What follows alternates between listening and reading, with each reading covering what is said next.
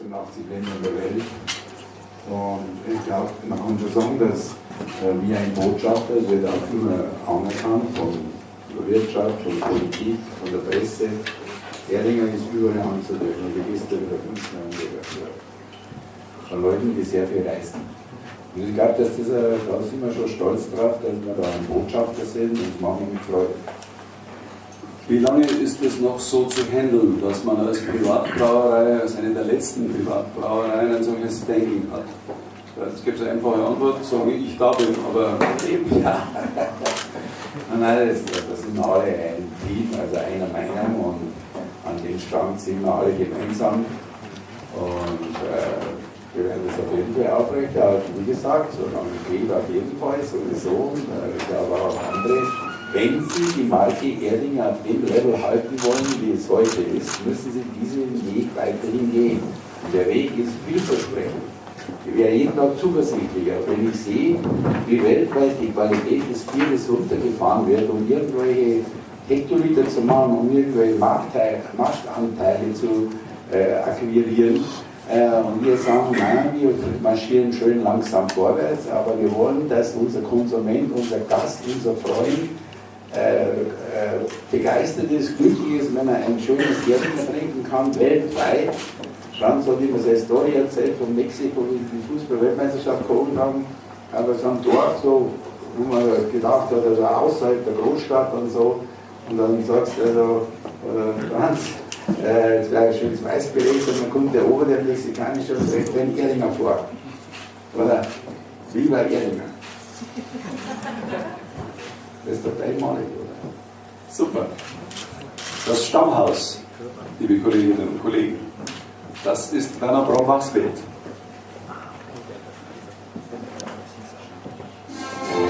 Wir von Erdinger wissen, wie schön ein Augenblick sein kann.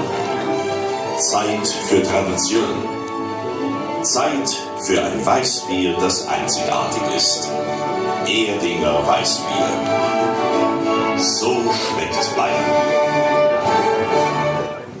Jetzt blickt man zum Schluss noch ein bisschen in die Zukunft. Werner, es ist ein Gerücht, oder? Dass du im nächsten Jahr Biathlon-Experte bei einer öffentlich-rechtlichen Fernsehanstalt wirst. Das ist ein Gerücht, ich möchte Erfolge sehen.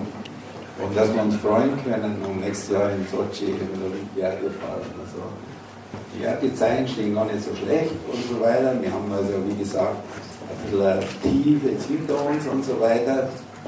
Und die liebe Magdalena, der nicht mehr an Bord ist, oder auch der Michi Kreis, muss man auch mit erwähnen, der jahrelang sehr gute Erfolge erzielt hat. Aber ich glaube schon, dass wir wieder ganz gut dabei sind. Und das ist ein, ich sage, ein einmaliger Sport. Es hat unheimliche Zuschauerzahlen, weil es eine Riesenspannung die ganze Zeit ist und so weiter. Und ich glaube, dass die Sportler, die ich also in den Jahren der letzten Zeit kennengelernt habe, das ist irgendwie wie eine Familie, ein Team. Sicherlich möchte jeder gewinnen. Es wäre bloß ein bisschen ungut, wenn 1, 2 oder 3 nur gewinnen und die anderen hinterher lachen. Aber ich glaube, bei uns wird sich in der nächsten Zeit einiges bessern und wir werden wieder mit den anderen Freunden mitten auf dem Treppel stehen. Das steht wahrscheinlich für mich fest. Ich habe bei vielen Olympischen Spielen direkt neben dir deine große Leidenschaft und dein Engagement und deine verbale Begleitung von Sportereignissen bei Olympischen Spielen miterleben dürfen. Wie stündest du einer erneuten Olympiakandidatur Münchens gegenüber? Ja gut, also ich habe jetzt Sochi gesehen, was das heißt, ein olympisches Gebiet für eine Olympiade herzurichten und so weiter. Eine Wahnsinnsinvestition, größte Baustelle der Welt, würde ich sagen im Moment. Und gut, ist eine Frage der Finanzen. Die Olympiade ist immer ein tolles Ereignis.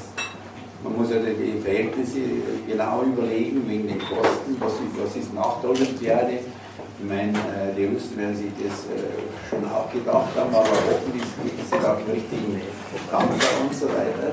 Aber ich werde natürlich auf jeden Fall immer ein begeisterter Anhänger, wenn eine Olympiade, ich bin heute da dabei war, wir sind jetzt auf dem olympischen Gelände 1972, das werden wir nie aus dem Geist oder aus dem Sinn gehen, was das für eine tolle Olympiade war.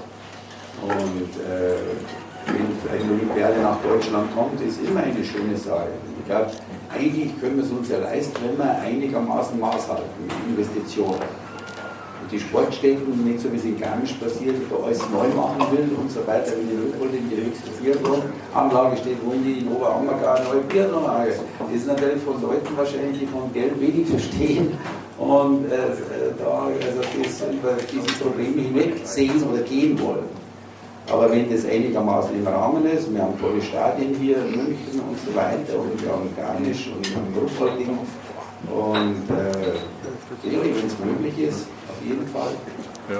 Genau, wenn man da so durchgeht, habe ich heute so ein bisschen geträumt, wenn wir wirklich jetzt wieder Olympiakandidatur machen würden, warum kann man eigentlich den Biathlon hier im Olympiastadion enden lassen? Oder das ganze Gelände wäre doch eigentlich prädestiniert. Du hast 70.000 Zuschauer, du kannst jede Strafrunde überblicken von oben, also schöner geht es doch eigentlich gar nicht. Wäre doch eigentlich auch mal was Neues. Da können wir uns die ganzen Diskussionen schenken. Ja, also wenn das irgendwie möglich ist, wenn es schneesicher ist in München, also wenn man das garantieren kann, dass dann halt auch wirklich genügend Schnee liegt, warum nicht? Klar, die Sicherheitsfrage muss halt geklärt werden, also mit Rumschießen ist dann natürlich bei 70.000 Leuten einmal ein bisschen schwierig, also da tut man sich wahrscheinlich schon außerhalb der Stadt ein bisschen leichter, aber bei machbar ist, denke ich, alles. Wir machen ja Biathlon auf Schalke, also von daher ist es grundsätzlich alles möglich. Wärst du bei einer erneuten Bewerbung auch für Ruhpolding, für die Integration von Ruhpolding, weil schon alles da ist? Ja, muss ich ganz ehrlich sagen, weil ja damals bei der Bewerbung konnte ich nicht nachvollziehen, warum es nach Oberammergau soll. Also ich kenne Oberammergau, es ist ja bei mir in der Nähe und da gibt es wesentlich schneesicherere Orte als Oberammergau und in Ruhpolding haben wir ein grandioses, tolles Stadion jetzt zur WM gekriegt, das ist wirklich toll, also der dort war, der kann es bestätigen und ich denke, das wäre der richtige Rahmen auch von der Schwierigkeit. Universum entschwunden. Und man geht halt vorbei und schaut sich das an und sagt, ja Mensch, da hat er einmal gespielt. Wir hätten ja fast auch hier das Stadion hingebaut, in das alte Olympiastadion hingebaut. Das war damals der Professor Benisch, der leider verstorben ist, der hat das hier alles gebaut. Und der hat halt das okay gegeben, aber das Zeltdach hat natürlich ein bisschen gestört, weil das denkmalgeschützt ist, also das kannst du nicht abtragen. Also hätte man unter dem Zeltdach ein Stadion bauen müssen. Dann hat man gedacht, naja, das schaut vielleicht nicht ganz so gut aus, aber uns war es wurscht gewesen, es hätte uns fast nichts gekostet. Und so hat ungefähr 400 Millionen gekostet, das ist ein Unterschied. Aber im Nachhinein muss man sagen, sind wir froh, dass wir die Probleme haben. Aber ein bisschen Erinnerung an positive. Ja, das ist der schönste Park der Welt. Ich glaube, es gibt nichts Vergleichbares auf der ganzen Welt, einen Olympischen Park zu haben mit dieser Vielfalt, was man da alles machen kann. Jetzt dort leider leben wir jetzt also im Winter, gell, dieser Slalom, Weltcup und so weiter. Das ist ein Eventpark geworden. Alles toll. Hans, bloß bei völlig genügt, um Schlusswort kurz auszudehnen. Ja, ich wollte bloß sagen, also dieses Olympiastadion, das war für mich der Ausweis der Bundesrepublik, dass sie sich nach außen öffnet, ganz ehrlich. Also das ist für mich sowas Großartiges und Erhaltenswertes, dass ich damals Sauzwider auf dem Hönes war, als der sagte, das soll ich doch einfach aufreißen. Also das hat er mal gesagt, so in einem Furor, aber das geht für mich nicht. Und das ist Deutschland und dann ist ja wunderbar, dass das Stadion da draußen ist, das will ich das dazu sagen. Also das ist mir ein heiliger Ort hier. Josef, apropos abreißen. Morgen ist die Hütte wieder weg, oder? Ja, die gehört nicht direkt zum Bild des Olympiaparks. Wie man ja sieht, klar kommt die wieder weg. Wir haben das Thema Urweißerhütten, ja, um damit auf Tour zu gehen und damit Werbung für unsere Produkte, unsere Heimat zu machen und um damit auch Bier zu verkaufen. Und darum nehmen wir es morgen wieder mit. Josef, ich bin vorher ein bisschen spazieren gegangen und darum stelle ich die Frage. Jeder Zweite hat gefragt, oh toll, seit wann steht denn das da? Gibt es da heute Mittag was zum Essen? Also das war doch eigentlich lohnend oder so Tag wie heute, so als nachträgliches Geschenk zu dem Namenstag gestern und wenn wir ja Frühlingsanfang haben, sowas da zu etablieren. Oder darf man das als Ehringer Weißbräu auf Münchner Boden nicht? Ja, das tun wir alles. Man muss natürlich bestehende Verträge achten, die da sind. Und ich weiß jetzt nicht genau, wie aktuell das ist. Der Olympiapark GmbH und die Münchner Brauereien, die schon seit sehr vielen Jahren zusammenarbeiten. Das war mir dann schon auch bewusst. Und hat mir, muss ich sagen, das war irgendwie ein gutes Gefühl, also ein positives. Ich wollte das Jahr so schnell rumfahren. Die Zeit davor war super, es war eine tolle Zeit als Sportlerin. Ich denke da so viel zu natürlich, aber auch das letzte Jahr war wirklich interessant. Ich habe viel erlebt, ich habe viele Menschen kennengelernt, die haben so unterschiedliche Sachen gemacht. Mein Leben hat sich natürlich sehr verändert in der Zeit, aber mir geht es sogar sehr gut. Also ich glaube nicht, dass ich den Eindruck mache, es geht so schlecht. Wenn wir jetzt gerade so ein bisschen mal nicht so Richtung Biathlon-Szene mal jetzt 2009, da hieß es ja immer, Lena Neuner hat aufgehört, jetzt geht nichts mehr. Das war schon so ein bisschen zurückkommen, das ist nicht schwieriger, mehr oder weniger. Jetzt ist es Laura Daumeier zum Beispiel, sogar nachgeschlagen, mal nach der geschossen. Wie schätzen Sie die momentan die deutsche Dame ein? Gut, also ich glaube, wir haben echt steigende Tendenz jetzt Richtung Olympia. Ich glaube, da können wir uns freuen. Es war eine schwierige Saison, weil natürlich viel erwartet wurde, sehr viel geschrieben und gesagt wurde und sowas nimmt der Sport da eben 20 Jahre. Da hat sie jemand wie ihr, die war davor immer eher ein bisschen der unbekümmerte Typ und die wusste natürlich plötzlich alles, schaut auf mich.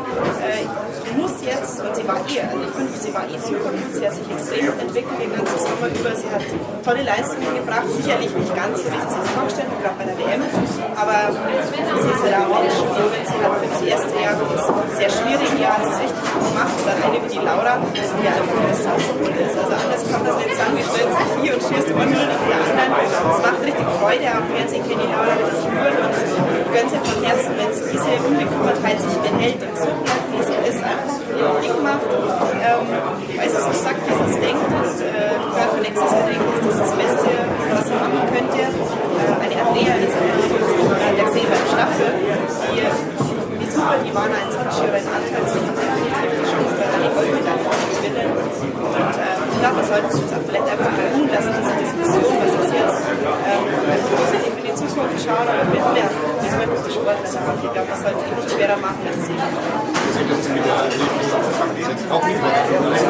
Ja, die hat sich sehr gesteigert, finde ich, die letzten Training, weil sie hat nicht so viele Chancen gehabt, sich zu beweisen, aber sie hat ihre Chancen zum Schluss richtig gut genutzt. Sie hat sich beim Schießen dermaßen gesteigert, Gitter steht wirklich mit einer super Bewegung weg und macht Freude. Also ich finde, für mich ist es natürlich auch irgendwo schön und beruhigend, weil ich ja auch immer ständig die Frage kriege, was ist jetzt, und vielleicht hört das jetzt auch irgendwann auf, vielleicht können sich die Leute jetzt irgendwann damit anfreunden, dass ich halt jetzt einfach immer dabei bin, dass ich trotzdem noch vor die Athleten geht und geht weiter und ich denke, es geht einfach erfolgreich weiter.